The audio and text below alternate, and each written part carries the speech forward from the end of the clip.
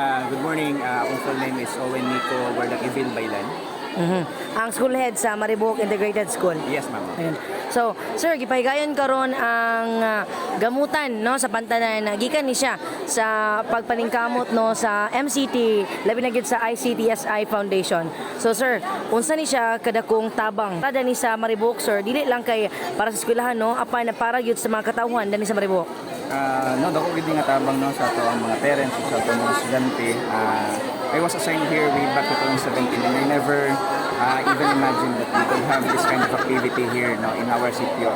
Kay mayra kayo ang mga stakeholders yun nga ganhi before. That we are so grateful and thankful to ICTSI and MCT kay wala gid nila gipasagdan ikan pa lang sa paghatag ng mga television sets sa mga classroom karon na sila gihimo karon nga medical mission which will address the needs of our learners no sa ilahang vitamins, sa ilang nutrition, and including our stakeholders, mga parents at mga bata, nga at least matagaan sila sa ilang mga tambal ng kinahanglan, sila maintenance sa ilang high blood, diabetes at iban pa. So, ako ikin siya nga tabang because matod pa nila health is wealth. No? So, we cannot teach our children the knowledge that they really have to learn if they are malnourished. No? So, nutrition is one of the issues nga nung gadagan nato ang non-readers but hinaot mi nga pinaagyan ng mga vitamins nga ipanghatag sa MCT and sa ICTSI medyo ma-address nato hinahinay ang needs sa atong mga learners, and rest assured that the teachers and our stakeholders are working together to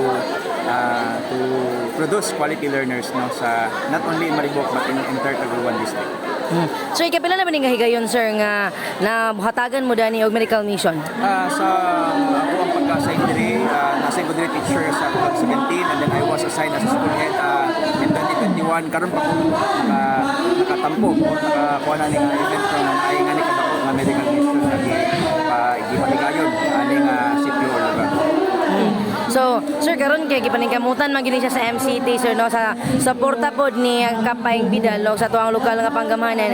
Sir, pasalamat kay mensahe pasalamat, sir, sa mga nagpaluyo sa maong programa nga madhatod jud ni ang medical mission sa tugkaran sa Maribojoc, sir.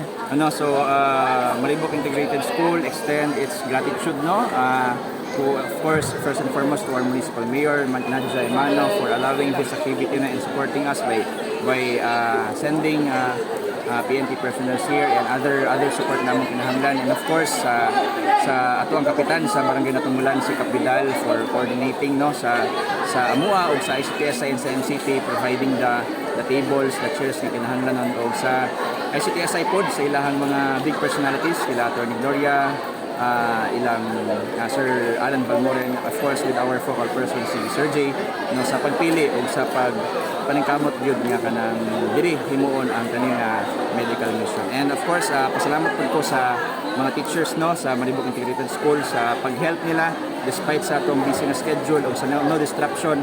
They extend their time yesterday in preparing the necessary materials no nga kinahanglan para diri kay again maka-benefit man pud ang school kay the equipments will be donated sa Maribojoc Integrated School nga magamit nato sa tuwang school clinic pohon kung ma-establish na tuwang school clinic.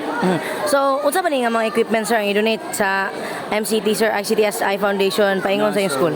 Yes, ma'am. Atong makadawat ta og natay wheelchair na putay folding bed, padawat pud ta og complete set of medical kit na ato say mga tambal o mga bandages nga kinahanglan nato in terms of emergencies, ug naapod sila ipaghatag ng mga non-contact thermometer no o oximeter ug uban pa nga mga ekwipo nga atong magamit in case of emergencies, and of course atong pangadlaw-adlaw pod nga mga activities, especially na wata kasi natin sa panahon basin na yung mga bata nato nga nagsakit nga dili nato diretso matest kay wala ta equipment. So this equipment will be used to ensure that our learners are in good condition, especially in good health and mental condition.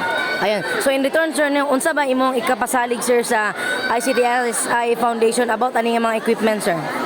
So among agreement with the ICTSI Foundation and MCT that we will establish or we will make a school clinic in which diha ma-store ang atong mga medicine nga ilahang ipahatag ug diha pod mabutang ang mga equipo nga ilang ihatag sa atoa para at least naapoy exact nga area nga maatuan sa mga bata kung magsakit sila or kung maglain ang ilahang ginhawa. No? So in our part mo na among paningkamutan nga maka-establish gid mi og school clinic, and pasalamat ang punta nga natay major in science nga maestra nga registered nurse pod nga mo maka-assist o hatag sa mga kinahanglan sa mga bata kung nasa sila mga health conditions, no?